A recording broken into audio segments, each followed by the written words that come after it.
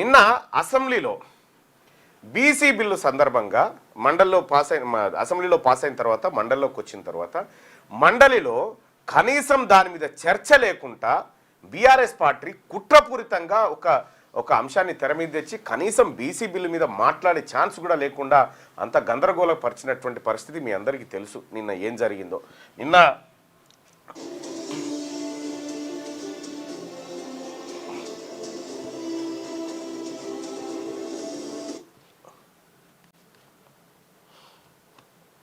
ఇది ఎక్కడిది ఇవాళదేనా?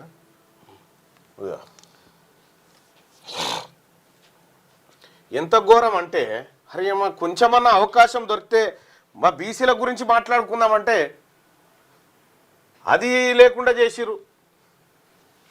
ఇంత ఘోరంగా ఆడదులే అమ్మ పెట్టది అడుక్కోనియదన్నట్టుగా వీళ్ళు చేయరు. చేసేటోళ్ళనేమో చేయనియరు. హైకోర్టులో కేసు వేసి దీన్ని ఆపేది సార్. ఇలా మళ్ళా ఇంకొక ఆయన పుట్టడానికి గ్యారంటీ ఏంది? ఇలా మళ్ళీ దాన్ని అడ్డుకోవడానికి అధ్యక్ష ఈ మా బీసీల విషయము మాట్లాడుకునే సందర్భంలో బీఆర్ఎస్ పార్టీ ఈ రకంగా అరాచకం చేయడం, ఈ రకంగా దాన్ని అడ్డుకోవడం, సభను డిస్టర్బ్ చేయడం ఇది బాధాకరం సార్. ఇది అత్యంత బాధాకరం. ఇది బీసీలకు సంబంధించినటువంటి అంశం సార్. ఇక్కడ బీసీలకు సంబంధించినటువంటి అంశం చర్చకు వచ్చినప్పుడు బీఆర్ఎస్ పార్టీ చిత్తశుద్ధితోని వీళ్ళకి 70 సంవత్సరాలుగా అన్యాయం జరుగుతుందని వచ్చి కూర్చొని మా బాధ వినాలి సార్, మా ఆవేదన వినాలి. అది చేయకుండా కేసీఆర్ గారి పైన కేసు పెట్టినటువంటి ఉద్దేశంతో అదే కేసీఆర్ గారు మా మీద 100 కేసులు పెట్టింది సార్. మేము ఎన్నడూ పట్టించుకోలే. మేము ప్రజాక్షేత్రంలో ఉన్నాం, ఎదుర్కోవడానికి సిద్ధంగా ఉన్నాం. కానీ ఈ రకమైనటువంటి వాదనకు దిగడం, బీసీలకు సంబంధించినటువంటి అంశం చర్చకు వచ్చినప్పుడు ఇది దుర్మార్గమైనటువంటి ఈ చర్య సార్. దీన్ని ఎట్టి పరిస్థితుల్లో బీసీ సమాజం ఉపేక్షించదని తమరి ద్వారా తెలియజేస్తున్నాను అధ్యక్ష.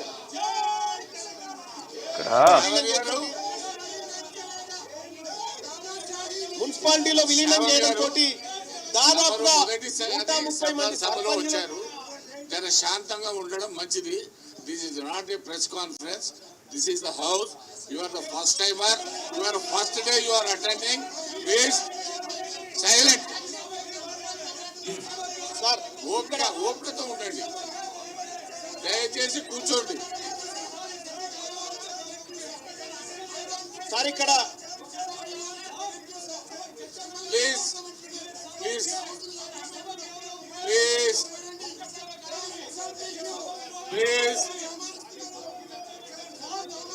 సార్, ఇక్కడ దాదాపుగా 130 గ్రామాలను ఇటీవల కాలంలో మున్సిపల్లో విలీనం చేయడం ఇక్కడ జరిగిన కథ నేను మాట్లాడుతుంది ఏందో ఆడ గందరగోళ పరిస్థితుల్లో ఉండే సోదరులారా. నేను మాట్లాడుతున్నటువంటి అంశం ఏంటంటే ఇప్పుడు అక్కడ నిన్ననే బిల్లులు పెట్టిరు. ఏది పంచాయతీరాజ్ అమెండ్మెంట్ బిల్స్ పెట్టిరు, ఆ తర్వాత మున్సిపల్ అమెండ్మెంట్ బిల్స్ పెట్టిరు. ఈ పెట్టిన దీంట్లో ఏం చెప్పిరంటే క్లియర్గా మొత్తం ఇప్పటి వరకు 2023 డిసెంబర్ నుండి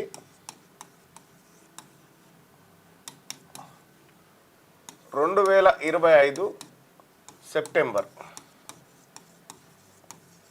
1 వరకు ఏం చేశారంటే వీళ్ళు చేసినటువంటి కథ ఇది సమాజానికి అర్థం కావాల్సింది. పంచాయతీరాజ్ చట్టాన్ని ఆ తర్వాత ఈ మున్సిపల్ చట్టాన్ని ఎందుకు సవరించారంటే ఇంద్రేశం అనేటువంటి ఒక విలేజ్లను మున్సిపల్గా మార్చారు. ఇప్పటి వరకు దాదాపు 130 గ్రామాలను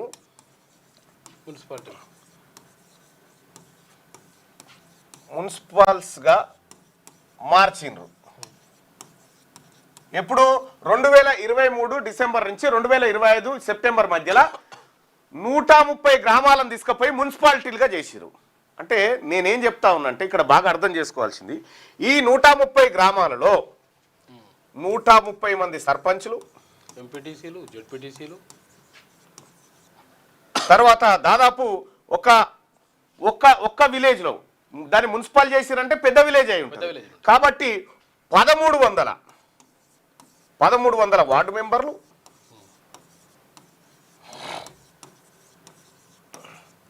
తర్వాత 80 ఎంపీటీసీలు,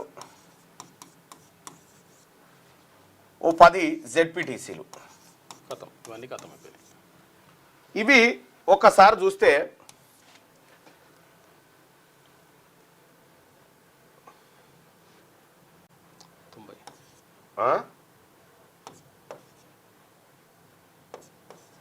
$1520 పోస్టులలో ఇప్పుడున్న లెక్క ప్రకారం వీళ్ళు చెప్పినటువంటి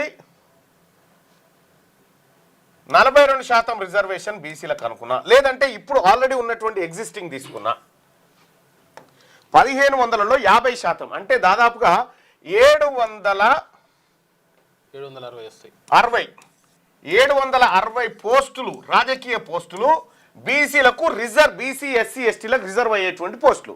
ఈ పోస్టులను తీసుకుపోయి మున్సిపల్లో కలిసిరు. ఎన్ని మున్సిపాలిటీలు తయారైనాయి అంటే గట్టిగా 10-12 తయారైనాయి, 10 మున్సిపాలిటీలు తయారైనాయి. ఇప్పుడు ఏమైంది, 4 ఊళ్ళు కలిపి ఒక వార్డు కౌన్సిలర్ అవుతాడు. అంటే దీంతో 10 ఊర్లలో కలిపి కొత్తగా క్రియేట్ అయినటువంటి పోస్టులన్నీ మహా అంటే కొత్తగా క్రియేట్ అయ్యేటి ఒక 200 ఉంటాయి. 200 వార్డు కౌన్సిలర్లు అవుతారు వీళ్ళందరూ పోయి. మరి ఇక్కడ 760 పోస్టులు బీసీ ఎస్సీ ఎస్టీలకు దక్కాల్సినటువంటి పోస్టులను మీరు తీసుకుపోయి మున్సిపాల్లో కలిపి ఆ పోస్టులను లేకుండా చేసిరు కదా. అంటే మీరు రిజర్వేషన్ ఇవ్వకముందుకే ఉన్న రిజర్వేషన్ స్థానాలను ఖతం చేసిరు కదా. ఇది నేను నిన్న ఆవేదనగా అసెంబ్లీలో సభలో మాట్లాడుతున్నటువంటి సందర్భంలో ఒకటే లొల్లి.